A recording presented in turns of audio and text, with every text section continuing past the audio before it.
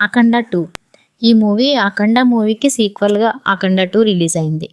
3Dలో కూడా అవైలబుల్ ఉంది. ఈ మూవీ చూశాక నాకైతే నచ్చింది. అఖండ 1 అంత సాటిస్ఫాక్షన్ ఉండదు, కానీ మూవీ మాత్రం చాలా బాగుంటుంది. విజువల్స్ కూడా బాగుంటాయి. సేమ్ పార్ట్ 1 లానే ఉంటుంది. పార్ట్ 2 కూడా సనాతన ధర్మం కోసం బాగా చూపించారు. బాలకృష్ణ గారు అండ్ బోయపాటి కాంబినేషన్ అంటే మనం లాజిక్స్ వెతకకుండా చూడాలి. అది ఫిక్స్ అవ్వాలి ఫస్ట్. లాజిక్స్ లెస్ సీన్స్ కూడా ఆడియన్స్ కూడా చాలా ఎంజాయ్ చేస్తున్నారు. తమన్ గారి బీజిఎం కూడా బాగుంది, హై వోల్టేజ్ సౌండ్స్తో. ఈ మూవీ ఫ్యామిలీతో చూడొచ్చు, ఎలాంటి అడల్ట్స్ కంటెంట్ లేదు.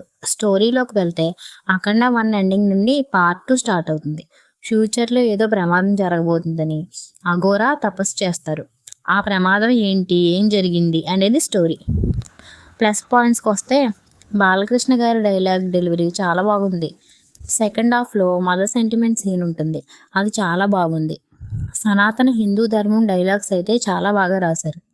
మైనస్ పాయింట్స్, లాజిక్స్ల సీన్స్ చాలా చోట్ల అతి ఎక్కువ చేశారు అనిపించింది. మూవీ కొంచెం ల్యాగ్ అయినట్టు అనిపిస్తుంది.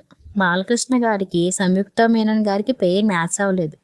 వైరస్ సీన్స్, చిన్న ఏజ్లోనే డిఆర్డి సైంటిస్ట్ విత్ 226 ఐక్యూ, ఒక పర్సన్ ఆర్మీని నాశనం చేయడం.